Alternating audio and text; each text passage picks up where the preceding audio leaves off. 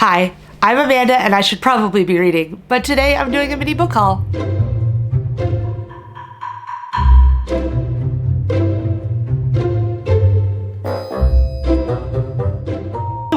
Welcome back to my channel. My kids recently had a Scholastic book fair at their school, which is always the best time of the school year. And we went to the library and I have a little library haul to show you guys. And I thought I'd just make a quick little video about it. So starting with the library, our closest branch of the library is one branch of a larger library. As such, the building is pretty small. It doesn't have a lot of books on site. It has a lot of books, but I mean, it's not a huge library on its own. But because it's a branch with a whole bunch of other libraries, their entire collection is huge. But because it's so spread out in terms of like new releases or things I've been watching out for, the odds of me finding one of those things just happening to sit on the shelf in my local branch are so-so. We mostly go because my kids love any books, so it's great to just be able to tell them, go get 5 books, and they will happily find 5 books on the shelves of the kids section. That is about a third of the building, so the kids section is very good. But what I like to do when we go is I like to look at the graphic novel section. I always find stuff I've never seen before, and it's easy to pick something up and just give it a shot at the library. So that's what I have here. The first thing I picked up is Pumpkinheads by Rainbow Rowell and Faith Erin Hicks. I have heard about this one. It is very fall, very seasonal. It is about 2 friends who have worked in the same pumpkin patch for the past 3 years. They're in their senior year, so this is going to be their last year at the pumpkin patch. And as far as I know, this story takes place on their very last night working together at the pumpkin patch, reflecting on the time they've spent there, the things they have and haven't done, and worrying a bit about the future and what the future holds for them. It looks really cute. I've heard good things. It just seemed like a really good fall read to pick up, and I'll probably get to it soon. Next, I picked up City of Illusions, which I realized just before I started filming is a sequel. So I will have to see if I can track down City of Secrets first. But I just love the art style. This is by Victoria Ying. I love the art style. I love this kind of period aesthetic mixed in with like mysterious technology and things that this has. It looks great. There's a magician character I saw from flipping through who reminds me of Zatanna from DC. So I'm looking forward to reading this one, but I feel like I should probably read the first one first. So we'll have to check that out. Hopefully I can get that one. If my library has it in their catalog, I'll probably reserve it and see if I can't go pick it up pretty soon before I read this one. And last, I have Daughters of Ys. This one was one I picked up on the way out. We were headed to the checkout counter and I saw this cover and I went, yeah, no, that looks cool. So I picked it up. I didn't even read the blurb. It was purely on the cover. I went, yeah, let's try that one. So this one, now that I have read the cover, is based on a folktale about a queen and who has recently died and her 2 daughters and them figuring out being intertwined with their fates and the fate of this city, the city of Ys. The art looks gorgeous. This one is written by M.T. Anderson and Joe Rue. But I'm excited to read this one. Probably the one I'm most excited about in terms of reading. It looks really good. And look at this picture on the back. Look at how creepy and cool that is. What? I love it. My kid's school had a book fair. I used to love the school book fair. It was always the best time of year. And now I get to experience it vicariously through my children. I'm still trying to figure out how much I'm going to talk about kids' books on this channel, but I figured I'd at least show you guys what I got, and I've read most of the books already with my kids or on my own, so I figured I could give you a quick little review or impressions of the books that I got. Most of them. A couple of them I haven't read yet. So we'll start with the ones I picked up for me. As always at the book fair, when my kids have free reign, sometimes they don't pick up the books I really wanted them to get, so I grabbed a couple books that I wanted to read. The first is The Storyteller by Brandon Hobson. This was on the super cheap discount table. I think these are books they have too many left of after old book fairs, so books you maybe have seen at a previous book fair end up on this table at a discounted price, and so I always take a look at them because if there's anything I'm even remotely interested in, you can't beat the price. So I love books about stories and storytellers, so the title of this one immediately grabbed me. And upon looking at it, it is about a Cherokee boy who has anxiety and his sister wanting answers for their missing mother. And the back says that Ziggy's story is tied to all the stories of the Cherokee that have come before him. That sounds really interesting. I'm excited to read this one. It's pretty short. I'm looking forward to this one. I haven't read it yet, obviously, just got it, but looking forward to it. Next are 2 kids books I bought. The first is Jaunty Gentoo. If you've watched my other videos or noticed the penguin hiding in my thumbnail, you might know that penguins are basically an entire part of my personality. So when I saw this one at the book fair, I knew it was probably coming home with me. What I didn't realize, because it's in tiny little letters up here, is that this book is actually by the same team that does The Gruffalo and Room on the Broom, which are 2 books my kids have that I absolutely love. So that would have been even more incentive to pick this up if I had noticed that before I got it home. I have read this one out. It is probably my least favorite of The Gruffalo and Room on the Broom, but only because those other 2 are so strong. This one is fine. It's very sing-songy. It has a good rhythm. I did continually want to read Jaunty's name as Johnny. I don't know why, but it's about a little penguin who lives in a zoo who hears about the South Pole and wants to go visit, and the adventure he has trying to find his way to the South Pole. It was fun. It was cute. If your kids like penguins, this is a great one to pick up. It was really fun. Also, this book will help inform children that when they see polar bears and penguins together in Christmas decorations, that should not be, because those 2 animals normally do not live anywhere near each other, which I always support people finding that out. Next was what I picked up based on the art alone. This is I'm Not Scary. And look at this bat. He's so cute. But this is a cute little story about a bat who lives in this big gnarly tree, and whenever he comes out at night to try to make friends, everyone thinks he's a monster and they're scared of him. Until one night when there is a bear who is out gathering food, and she comes across his tree, smells the delicious baked goods he is making, and realizes that it isn't a monster. It's just a cute little bat. So it's a good little story about not judging based on appearances, not jumping to conclusions, not assuming things about others, and also maybe telling kids that some of these animals that we associate with like Halloween or things aren't really so scary. They're just animals just like all the other animals. We should probably leave them be still, but bats are not inherently scary. They're kind of cute. It was a cute story about friendship and baking, and I'm glad I picked it up. It's super cute. So next we have the books my kids picked up. We were able to let my kids each pick out 4 books, and you'll kind of get a little glimpse into my kids' personalities. First, I'll show you my daughter's haul. The number 1 book, when I told my kids you could go pick out 1 book, the book you want the most of the whole book fair, the first thing my daughter went and grabbed was the super duper extra deluxe essential handbook for Pokemon. Now we have the previous edition of this mammoth handbook, and my daughter uses it religiously. She loves Pokemon. She knows far more Pokemon than I do, and I grew up with Pokemon. But this volume, of course, has the Paldea region from the newest games. So this one has things that aren't in her other edition of this book. So it was a good one to pick up. She's already comparing the 2. She's already been glued to this one, looking through it at all the differences, looking for all the new Pokemon. It's basically a Pokemon encyclopedia. They're listed alphabetically. It gives you facts about them. For my kid, this is a great investment. She's going to use this all the time. I don't know what we're going to do with her old one. It has some things that are a little different, so we'll probably hold on to it for a while. But she calls this the 10 times better Pokedex, because it has so much new information she didn't have. So she was very excited about that. Next, she picked out this Pokemon Graphic Adventures. It's basically the show in screenshot form to make a comic book. She has several of these already and enjoys them. This one has 2 different stories.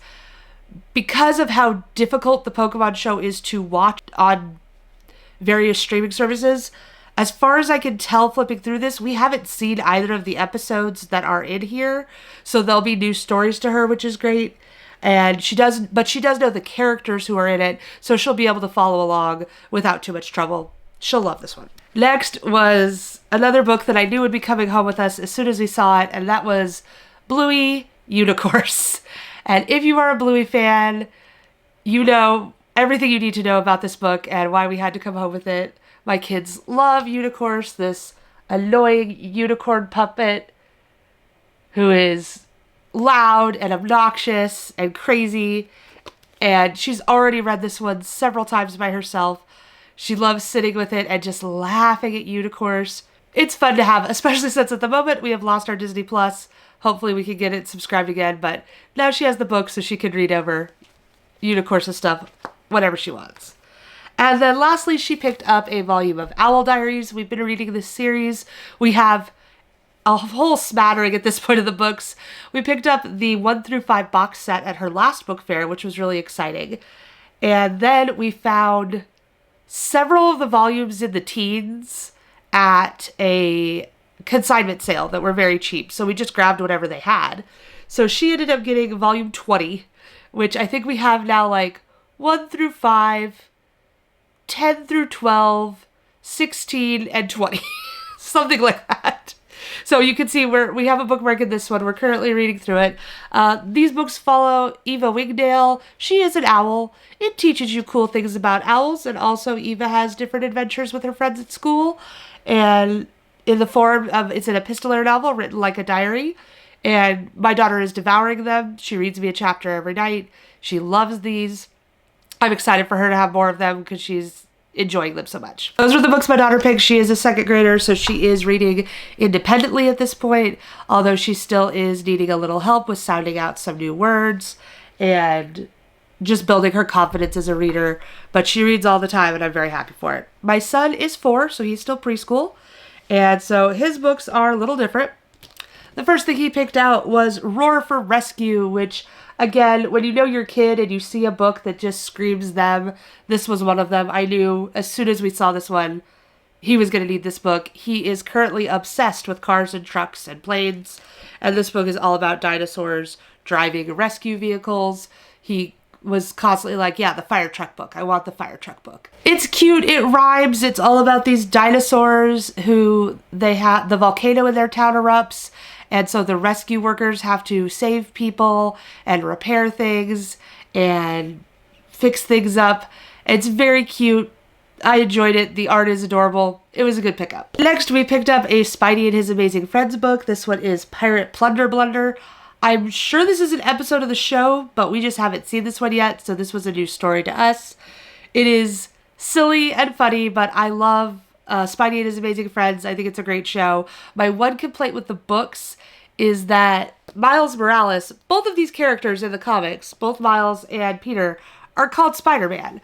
But in the show, they call Miles Spin. Miles chooses a new nickname so that it's not confusing. So you have Spidey, Spin, and Ghost Spider. The books don't seem to get that memo and only refer to Miles as Miles, even when he's in his costume. Obviously, the characters aren't calling out to him as Miles, but it is kind of confusing when Peter gets called Spidey and Gwen gets called Ghost Spider, but Miles is still Miles the whole time, because it seems like the people who wrote the books just didn't get the memo that Miles had another name in the show. I don't know if they're avoiding it because they're worried people who don't watch the show will pick it up and not understand why Miles Morales is called Spin, but I don't think it's that big of an ask for a book for preschoolers to follow the naming conventions in the show. Anyone who would pick this up and get angry about the character not being called Spider-Man probably isn't enjoying the show anyway and probably won't be picking this up. I don't know. It seems like a weird thing, but a lot of the books for this franchise have done that, and it's something that I just think is silly and weird, but I just tend to correct it when I read to my son. I just call him Spin when he's in his spider costume. Next, my son is currently obsessed with the Netflix show Hot Wheels Let's Race, and so when he saw there was a Hot Wheels book, he had to pick it up. This one is the one that confuses me the most. There was a car here, which was another big draw for him. Of course, he asked for it as soon as we got home, so it's no longer here. But I'm sure it was a big draw for him that it had a car and he was going to be happy no matter what the story was about. But I want you to look at this cover. I want you to look at the inside cover. I want you to look at the inside of the back cover. How many dinosaurs would you predict would be in this book? Did you guess 0? Because the answer is 0. This feels like a cover that was put on the wrong book. It's so strange. The art shows that it's clearly an adaptation from a show of some sort, but it's not the show we're currently watching. It has completely different characters, and I've never heard of this show. I'm not sure where we could watch it or what it is or where it is. And the story they chose to put in here feels like a season finale of the show. So we went into this. I don't know who any of the characters are. I don't know what any of the conflict is. We're dealing with an evil clone of the main antagonist. It was a lot. My son didn't care. It was about cool cars and he was happy with it. He didn't really care. But I was very disappointed that for these cool covers featuring all these dinosaurs, completely sold me a song because there's not a single dinosaur in here. There is a giant gorilla, a dragon, a giant scorpion, and a giant shark, but not a single dinosaur. So for me, this was the biggest miss we picked up. It's weird. My son likes it though, and he was happy with the car that came with it, so I can't complain too much, but not what I would recommend unless you're already invested in the show this is retelling and you realize that it's not actually about dinosaurs. I'm disappointed.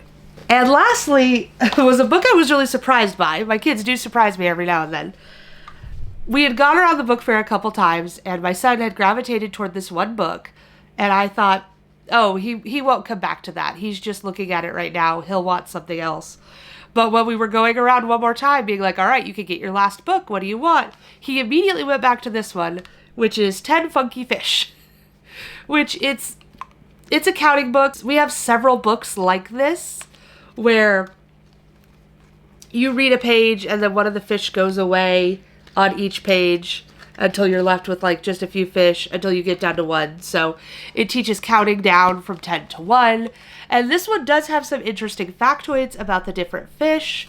For example, it says like right at the beginning, puffer fish have elastic tummies that blow up like balloons. For the fish that's going to go away on this page, you can see he's gone on the next page. I really like that. There's some cool things in here, and there's some fish that I didn't know the name of that it tells you about. But there's 3 fish on here that don't get named, that don't get factoids. Instead, one of the factoids is like, water slides are a fun way to travel. And another one is like, fish like shiny things. Which, okay, fish do like shiny things. That's how a lot of bait for fishing works. That's good to know, I guess, but I'd rather you told me what the fish was and been consistent with 10 different kinds of fish, because that's not something I personally know a lot about, and I think that would be cool to know and to teach my kid. But I don't know, it rhymes. There's a lot of books like this. Like I said, if you have a kid, you probably have a 10-something book where they slowly go away. I do like, my favorite character is the anglerfish, who on each time has a different light, like, attached. On this one, he has a little jar. This time, he's got a little lantern. So, like, it's really cute. Oh, this one, he has a chandelier. It's so funny. And, like, I just like the choices that they made with him. He's fun and different on every page. So, yeah, I did enjoy that. This is fine. He likes it. That's all that matters. So that's the most important thing. But it was one that surprised me that he gravitated so strongly for. This is the one, because it was the last one he picked up. He ended up carrying this one around while we finished looking around the book fair. And he carried this one around for a long time. So he had every opportunity to say, oh no, I don't want this, I want that. And he never did, which kind of surprised me, but I'm glad he likes his fish book. So that does it for my little mini library book fair haul. I hope you enjoyed this little look into my kids and what kind of books they like. Like the video if you did. Subscribe to tell YouTube you want to see more of me for some reason. And leave a comment down below if you like this kind of thing, if you want to see more kids and picture book content. I have no idea what I'm doing on this channel in terms of what all I'm including, and so I'd love to hear your thoughts. That'll do it for me. Thanks so much for watching, and I'll see you in the next chapter. Bye.